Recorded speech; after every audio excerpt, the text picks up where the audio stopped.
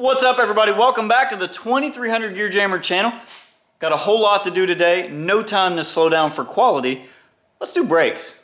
I know up to this point this project seems like it's been extremely well thought out using only the best parts, but the brakes are going to be a cobbled together mess. This car came with 4-lug disc brakes in the front, drum brakes in the rear, and it had power brakes. So we need it to be 5-lug for all the wheels off of everything else to fit.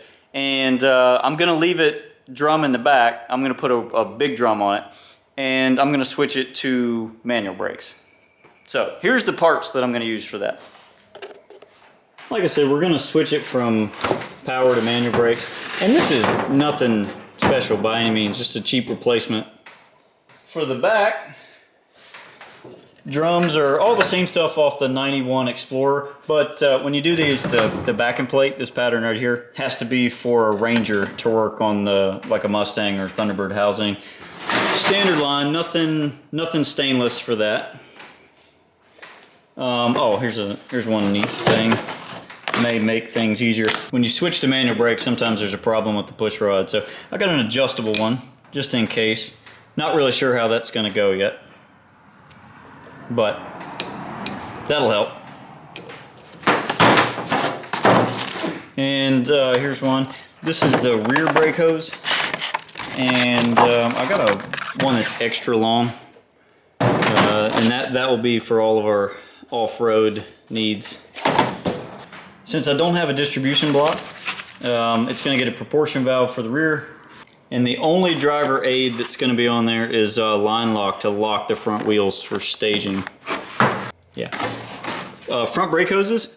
So the calipers are 80s GM mid-size. They're referred to as metric calipers. And then I just got a brake hose kit that's for those. And I got the longest ones possible because I don't know where things are going to get mounted yet. We'll see. But the most important part, I had a heck of a time finding pedals. I don't know why it's so hard to find pedals for these cars, but just about impossible to get a set of pedals. Finding these things took like 4 months. So if you have a set of 77 Pinto pedals, it's 2, the correct. So this is a stopping pedal, and this makes it a correct pedal set. If you got a set of those, I'll buy them. Just send me a message. Quick side note. I know this video is probably shaky. I forgot my stabilizer, and I hate working on tripods. The good news is Trevor 2.0 is here, and he's going to fix us up.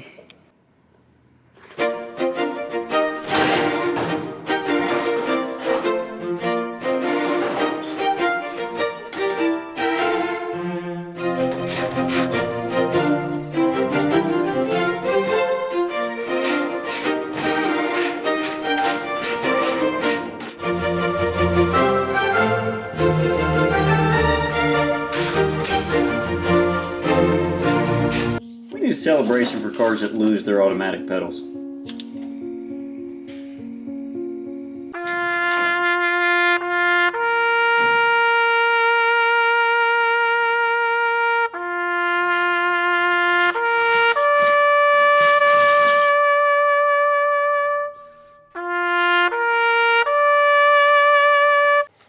Alright, master cylinder is mocked up. Let's try the push rod and see how high the pedal sits.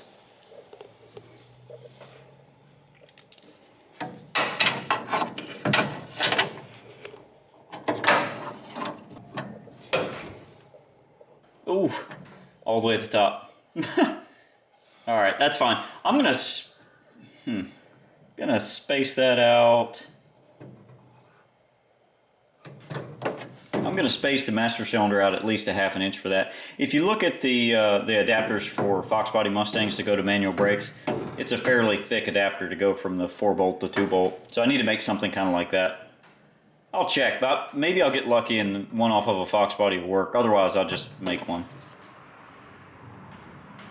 Alright, here's your useful information. We're going to do double flares on everything, and this is just 3/16 line, nothing fancy. And I'm going to walk through the flaring process. Since I'm going to be doing it all day, here's what we're going to do.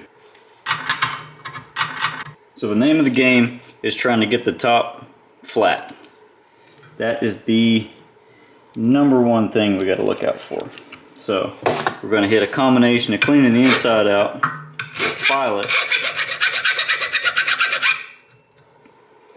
keep the inside clean, then we'll hit the outside edge too. No sharp edges for what we're doing.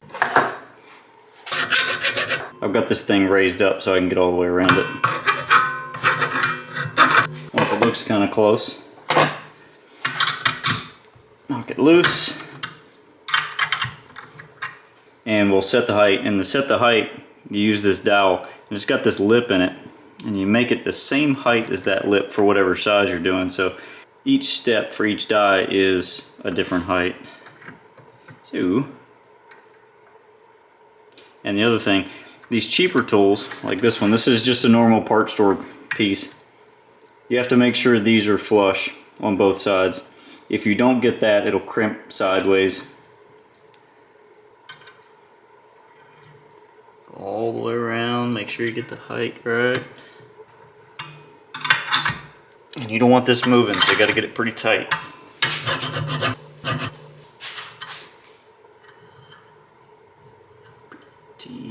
Pretty close. So, what this does is it will press and make a cup shape. And when you tighten this down, this one, because the die is in there, it will go down until it stops on the holding tool. Still don't want to crank it down, so it's just starting to get tight. I'm gonna watch, and you'll feel it just tighten up. And that's pretty good. At this point, you've got the cup shape, and you're gonna fold the lip over. So the only thing that really matters for sealing is this part that you can see. So no sharp edges again. And this time you leave that die out. Same tool, we'll fold it the last step. And this one you can feel get tight too, and just sneak up on it nice and smooth. Feel it get tight right there. Can't see that part, but ta-da. So it's not perfect, but that'll definitely seal. The height's probably off just a little bit. Given the fact that I'd never have to do these again once I do them the first time, I'd probably cut that one off and do it again, just because of that little step that's in there. You can file it off, but I'd probably just do another one. So, because I left this line long, I will mount this on the rear end at the wheel cylinder, wherever it's going, and then cut it to the length I want, and then just flare the other side. And that's the second part of the flare. There. And you're good to go. Think you can do it? I think so. Yeah. Hey, what's that?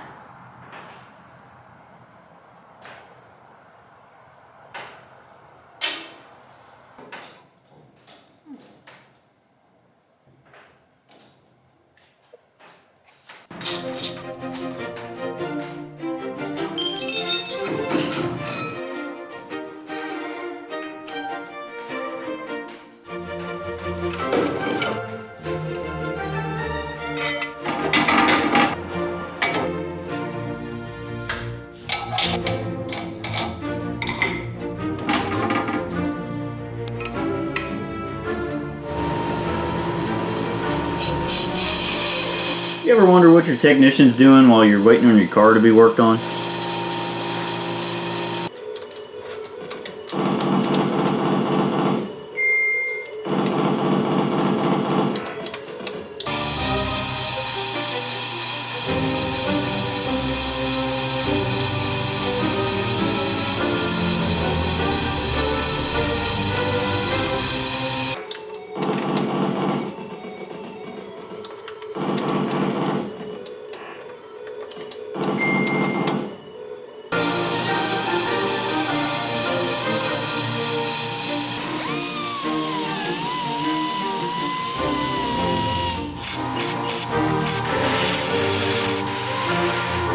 Nice try, buddy.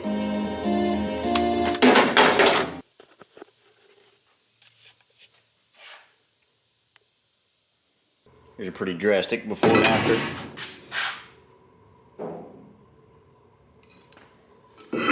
That one's the after. All right, everybody, we're about 86% done. I'm done for the day. I'm done with this project. I still have to attach anything that is connected to the firewall. I've got to patch holes, and so I left all of that. I still have to make a spacer to move the master cylinder back just a little bit to get the pedal height right. But other than that, it's pretty much done. I'm doing all these flares by hand. So it's a slow process, but it didn't cost a whole lot. I'm gonna put all the part numbers at the end of this video, so hang on, we're almost there. Here's our nearly finished project. I looked at a couple of different intakes and everything seems to fit, so I'm pretty happy with that.